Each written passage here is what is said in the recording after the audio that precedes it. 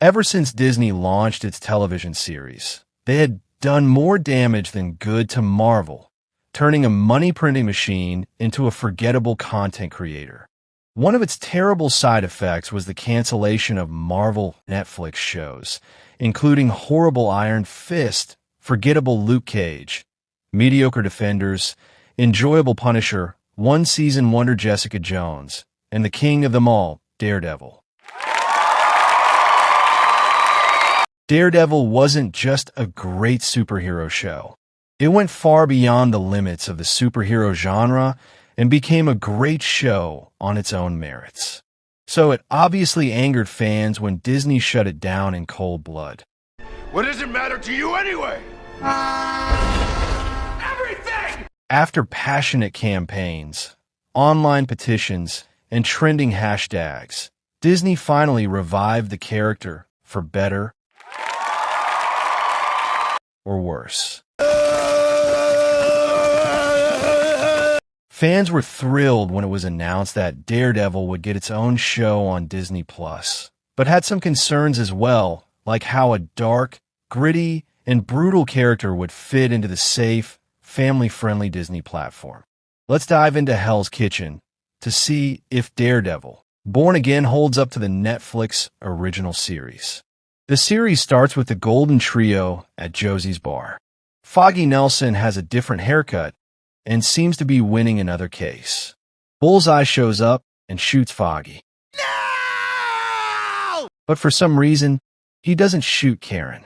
Instead, he shoots people around her, comes close, and waits long enough. So Daredevil arrives for a brutal fight. He hears Foggy's heart stop beating, gets angry, and throws Bullseye off a building.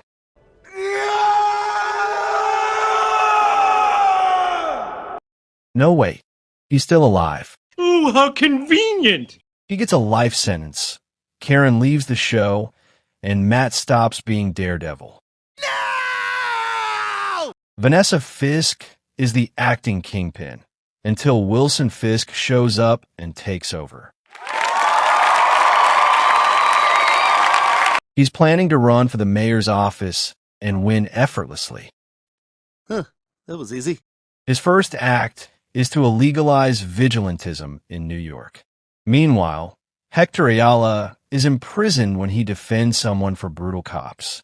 Matt becomes his lawyer and discovers that Hector is the vigilante known as the White Tiger. Who? Matt convinces the jury to vote not guilty. Hector is released, wears his costume, and dies immediately. Huh? Fisk and Vanessa go to couple therapy. Ah! My eyes! My eyes! Turns out when Fisk was gone, Vanessa had cheated on him. Oh my God! And their therapist is Matt's girlfriend, Heather. It's complicated. A serial killer called Muse appears and paints the walls with blood. Huh? Fisk puts together an anti-vigilante task force to put an end to Muse. Muse then attacks Heather, but Daredevil intervenes and Muse dies before even explaining his motivation.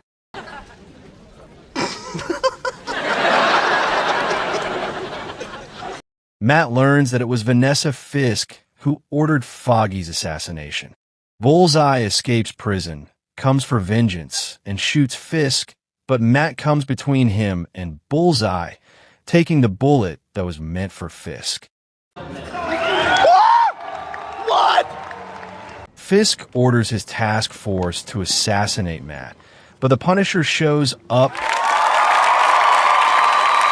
and together, they overcome the attackers.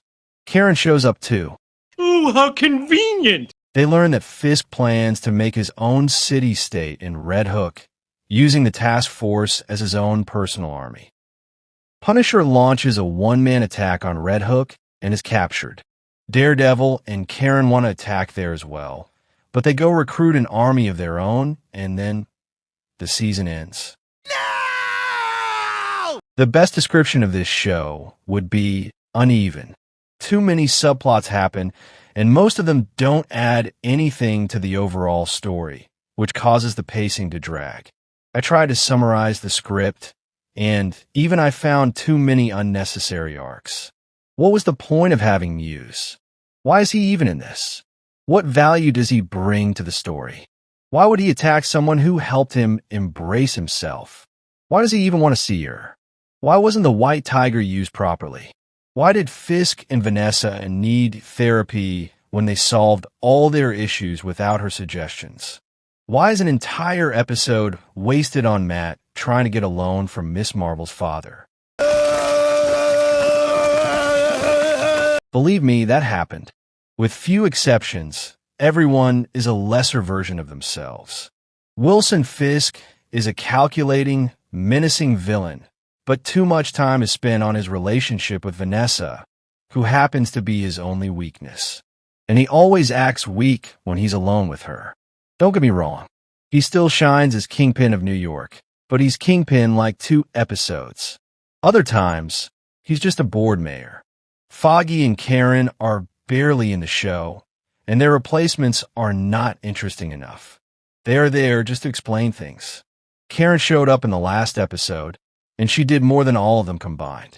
And somehow, the show forgets that Daredevil had already had an ally cop. Well, that's just lazy writing. Frank Castle is himself, though. Wish he had more screen time. He's tough and brutal, does the job, takes no shit, and especially doesn't like his fan club. White Tiger could be an interesting side character, adding new layers to the story. But he's relegated to a defenseless prisoner. He won't get fair treatment because he's Latino, and he can only defend himself with one sentence. It's the right thing to do. Plus, wasn't vigilantism outlawed? Why is Matt using the White Tiger alias to defend his case? Well, that's just lazy writing. Charlie Cox embodies Daredevil once again, showing the strength, vulnerability, and internal conflict of the character. Yet for some reason, the script demands that he make inconsistent decisions. Like, why does he throw Bullseye off a rooftop? And then, why would he take a bullet for someone who ruined his life? Saving everyone's life can be understandable, but taking a bullet for somebody you wanted to kill? Why? That is a good question. Jesus, DC tried so hard to get to Marvel and failed. Now it seems that Marvel is trying to imitate DC, with inconsistent storytelling and heroes becoming more violent than what they were meant to be. The religious aspect of the character is limited to one scene. The show completely ignores the fact that religion and the church are essential parts of Daredevil. He's supposed to be the most religious Marvel character. Plus, where's his mother? Didn't he just come to terms with her? Well, that's just lazy writing. For a show that's called Daredevil, it's more of a Matt Murdock show. Don't get me wrong, he's a great character, but that's not the only thing we wanted from this show.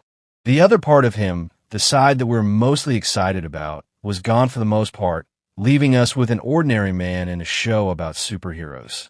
A superhero who refuses to be super. How about that? No! The show is not without its values, though. The performances are great, especially by Charlie Cox and Vincent D'Onofrio. The visuals are great. Action scenes are bloody and brutal. And Disney showed that they're not afraid to get into darkness. But again, all the darkness and brutality have been toned down.